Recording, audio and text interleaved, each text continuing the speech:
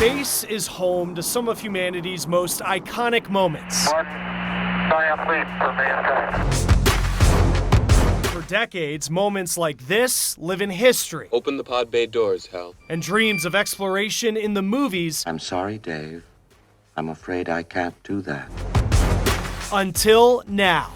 The space race is back, and we're digging into everything space from a spaceport. Why is it important facilities like this exist now? How big is the need for Space Force? What does the future hold for our understanding beyond our own planet? Buckle up for this one. This is The Race. Welcome into The Race. I'm Chris Stewart, and space exploration is coming back into focus here in the United States. The race to Mars, space tourism, Space Force, all part of this conversation. And that's why this week we've come to the Colorado Air and Spaceport. This place may look like just a regular airport, but the plans for the future are anything but that. Imagine coming here one day and taking off and heading into space. That may sound like sci-fi, but the people who work here say it is close to becoming reality. I've always been interested in space, just in, I think it's kind of like the final frontier. What is this facility? What makes it special? So this is a general aviation airport, just like any other general aviation airport in the country. As of last year, last August 17th, also became a spaceport, one of 12 now commercial spaceports. When you talk to people about space and commercial space in general, a lot of times you get kind of blank stares of, well, that sounds like science fiction to me. The reality is there's a lot going on in that industry, and a lot of the things that we thought of as science fiction 10 years ago are science fact today. How close are we to one day coming here, taking a spacecraft and going to space? Well, I think if you look at the industry, so these are things that are already happening. Could it happen here within the next 5 years? I think that's a great possibility. And I think as human beings, we're always better when we're reaching towards something that's a little bit beyond our grasp. Space is one of those things. It's really hard, but it's really interesting. Do you ever think about the day that there will be a spacecraft that leaves here and goes into space? What would that be like for you? Well, I'm hoping that I'm on it. Yeah, I think it's coming, and I think it's a really exciting part of our future here, and it's no longer just something that we think about someday in the future. I think within the next 5 to 10 years, we will definitely see regular launches from places just like this.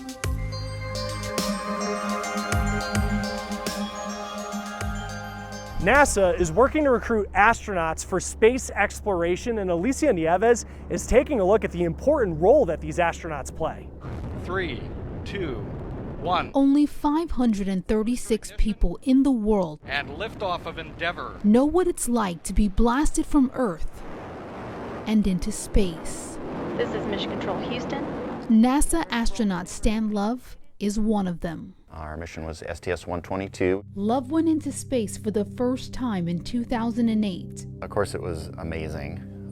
The experience of driving out to the launch pad, strapping into that gigantic, steaming, hissing spaceship, having the countdown, and then all the shaking and thrust of launch, coming up into space, and the engines shut off and you're floating weightlessness. Getting to feel that, getting to space, was always his dream.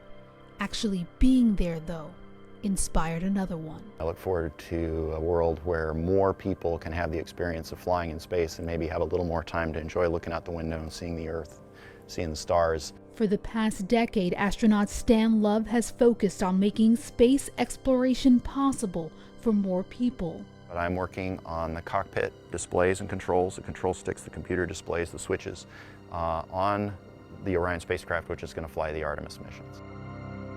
The Artemis mission, expected to launch next year, will mark a big moment in space history.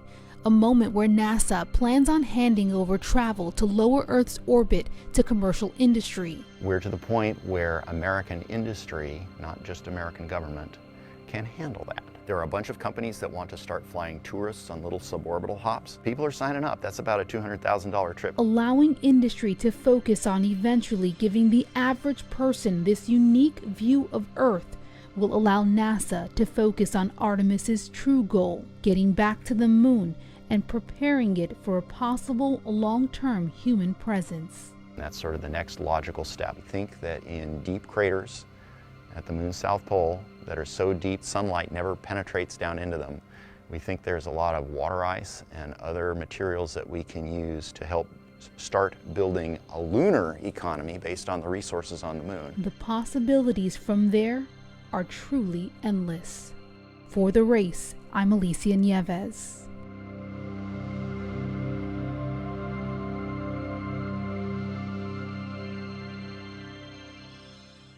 The Pentagon is pushing for a military branch that would solely focus on what's going on in space. Our animator Nick Refrerzo taking a look at what Space Force would do.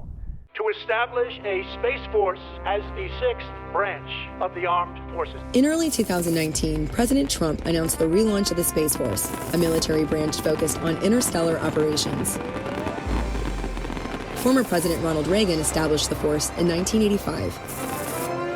It merged with the U.S. Strategic Command after 9/11. But now, the Defense Department says a dedicated Space Force is crucial to national security. Don't expect to see soldiers marching on planets or military spaceship formations whizzing through the sky.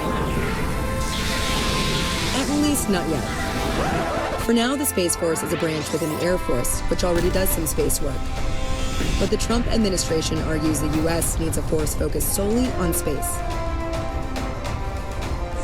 The Space Force would also have its own National Guard and reserves and be responsible for helping other branches with missions. It would have its own class of leadership, presiding over 15,000 personnel. It would also be a member of the Joint Chiefs of Staff. The official proposal requests more than $72 million in funding that first year, and another $500 million each year once the force is established.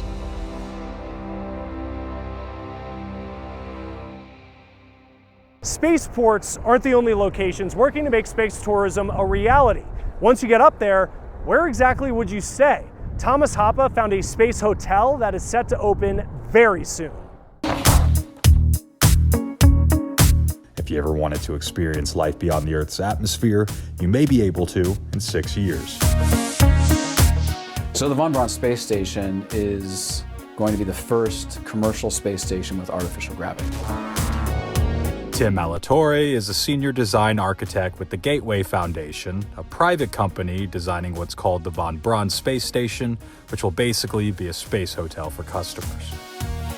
So the station works pretty much like a bike tire. We're going to have spokes coming down to a central hub, and that's where the spaceships will dock. It's zero gravity.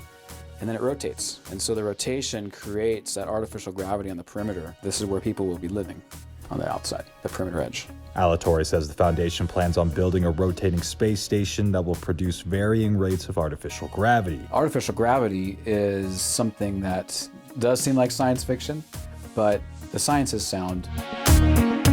And designers will be using technology from the International Space Station. NASA built the International Space Station with just a few tools.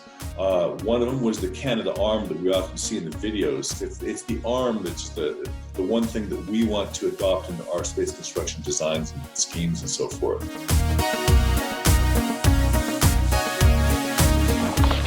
But all of this depends on Elon Musk and SpaceX's launch system. SpaceX is developing the Super Heavy and the Starship platform. Our projections are showing that the price per ticket is going to be getting incrementally and potentially exponentially lower as time goes on, to where right now it might be cost prohibitive for most people, but in a few short years it's going to be just a commonplace thing that people do. As soon as Starship is ready to launch and is going orbital, we want to be one of their first customers and launching into orbit.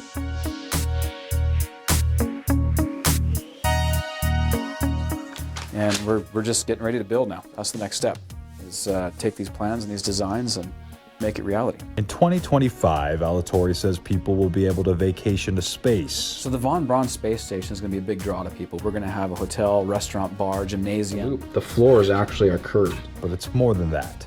The foundation says it's the first step to advancing beyond the atmosphere. But big picture, we're trying to build out a space industry. We want to have multiple stations in space, space tourism, going to the moon, going to Mars, going to other stations. And from just a humanity standpoint, having hundreds of people being able to go up to space and look back on Earth and just understand that we're all sharing this small little blue marble, I think that's going to have a profound impact on humankind. In Sacramento, I'm Thomas Hopple reporting.